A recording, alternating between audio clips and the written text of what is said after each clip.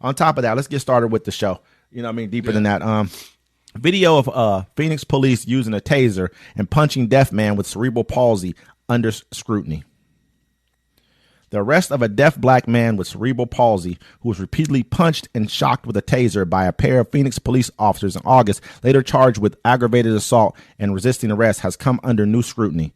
Tyrone McAlphin, who was arrested by officers Benjamin Harris and Kyle Sue on August 19th, but his arrest has only recently drawn national attention after one of his attorneys, Jesse Showalter, released police body cam footage and surveillance footage from his arrest.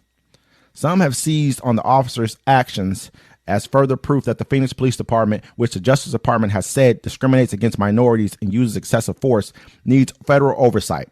There is no indication that the officers knew McAlphin was deaf or had cerebral palsy before his arrest. Amid mounting public outcry, Maricopa Police Attorney Rachel Mitchell said in a statement Monday that the case merits additional scrutiny. Phoenix is the seat of Maricopa County. Mitchell said that she has great faith in the attorneys who work in the Maricopa County Attorney's Office and those who have reviewed the case so far, but plans to look at the case herself. Because of the attention on this case, I will personally review the entire file as well as the totality of the video, she said. I may reach a different conclusion or I may not, but I believe this case merits additional scrutiny. Of course it does. They did the same thing. The only thing, the difference between him and Tamar Rice is they didn't shoot him. They just hopped out the car and beat his ass. Yeah, beat the dog shit out of him. And you can see the video. They jump out the car. He looks at them and they beat him up. Okay. Do you remember? Okay, the first part of the case, I guess someone from someone from the convenience store called across the street. One convenience store across the street calls the police and says that this white guy's out there harassing him. You know that's a guy harassing someone inside the store, right? They leave it kind of vague. The police get there and there's a white guy walking out. The person who they were talking about, you know, what I mean, and they talk to him. He says, "Oh, a black dude just tried to just beat me up," and pointed across the street. That there's the black guy right there. This is the person who the convenience store people were talking about, who they called the police for, was the white guy walking out the store, who then redirected the police and said, "Hey," before they got inside to speak to the convenience store clerk, "Hey, that's the guy over there who tried to beat me up." And they haven't even contacted the person who called the police in the first place. They just took the word of some random dude who walked outside the store, who just so happened to be of Caucasian persuasion. Took his word for it. He pointed to the black guy. They zoom across the street to go confront this guy who they don't have any information saying that he did anything other than from this man. Hop out, drive by, minding his own business, walking. He's special needs and has cerebral palsy. So cerebral palsy is basically half your body or parts of your body is just frozen. It doesn't move, like your face would be like that. Didn't even give him a chance to say nothing. They said, "Stop where you are." This is in the motion. This is them driving up in their car. This isn't a slow drive. This is them driving up, hopping out the car, almost damn near while the car is moving, saying, "Stop where you are." Hop out of the car immediately and go to putting hands on this man. That's what happened to me when I used to live in Utah. I was walking down the street. This guy, some white dude at a house party, took the shotgun, shot it up in the air. Mm-hmm. Everybody takes off. I'm walking down the street. The cop drives past me, turns around, comes up behind me. He says, "Hey, stop." As I turned to listen to him, he had already ran up on me, tripped me, slammed me on the ground, rips off my do-rag, pulls out the braids in the back of my hair, knee on the back of my neck. He's like, "Where's the gun?" I'm like, "It's in my wife beater, bitch. Get the fuck off me. What are you doing?" You know what I'm saying? My face is smashed on the ground. So you had a gun? No, I had nothing. I had no gun. I had nothing. The guy, there was the white dude at the house. He was trying to fight my friends. Yeah. Because they said when this dude gets drunk, he likes to fight people he doesn't know. And my homies were like, "Nah, you don't want to mess with us." Okay, I'm just trying to say.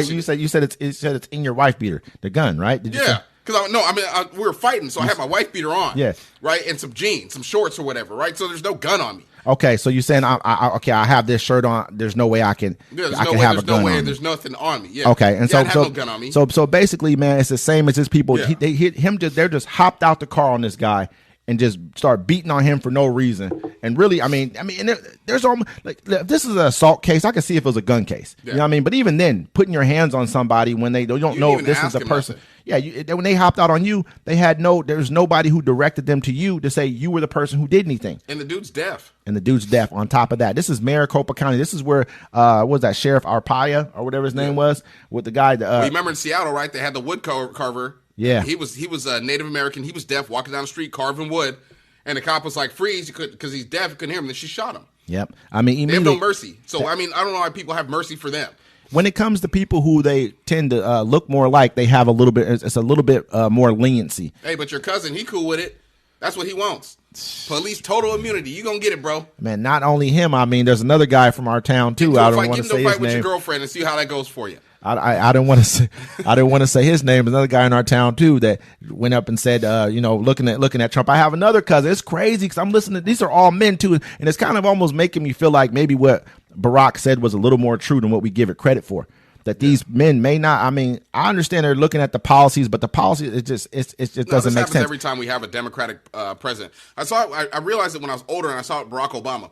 People get they're Democrats and so they feel safe under this stuff. They don't remember how it was under Donald Trump at all. You don't remember why we had the George Floyd riots. You don't remember when he called the football players' moms sons of bitches and told them to get out the country if they don't like it here, and everybody was with it. You don't remember how proud these people were when they were hanging black folks and pretending to be police officers. No, you're acting like, okay, we had the last 3 years of Joe Biden. The thing everything's going to shit. Oh my God. He will make America great again. Like going back to the 1930s where they had lynching picnics, bro. What does that even mean? They had your family on postcards, but that's what you want. And this is a version of that right here because say Maricopa County does not pick this up. And everyone watched it. You guys got to watch this video footage. If we can get that, that'd be great. But yeah, I mean, you guys got to watch this footage of what happens to this man. He's deaf. He cannot hear. Even after they learned he was deaf and everything was, they still charge him with resisting. If someone hops off the car on you, as a police officer, and you back up, he's not even trying to fight. He's just trying to what are you doing? They call that resisting arrest. You know what I mean? Then he can't hear, so he can't hear what you're saying to him, and they call, and so it's just crazy, man. They always do that resisting. That's what they do. That's their regular thing they do. They run up on you and they be like, "Hey, you're detained for what? I didn't do nothing. Charge now you're arrested." Aggravated assault, resisting arrest. This is nuts, man. Who did he assault? They said he bit one of the officers because the dude was choking him a rear naked chokehold, which is illegal for him to do in the first place. I'm going to make sure I save my life, too, because I can't trust y'all. Yeah. You know what I mean? He better. I mean, people don't understand how it is when you get attacked by a police officer. It's the most helpless feeling you can feel in your life. Yeah. Because if you fight back, they'll kill you. Absolutely. And you haven't done anything. Like I told you, I've been in that situation. It's the most helpless feeling you can get in your life. Yeah, I'm saying, I'm gonna keep it real with you. I've been in a situation too before, and I was young, a kid. You know what I mean? And I'm in handcuffs, and this is happening. And there's a lot of things we could talk about that. We won't get into that right now, but trust me. I mean, this is why I have no sympathy when it comes to officers. The officer's job. Okay, yeah, whatever, man. But you hopped out the car on this man right here and started beating on him, and he was deaf, and he has gave him no mercy, cerebral palsy, and you know what I mean. But anyway, let's go ahead and move on to okay.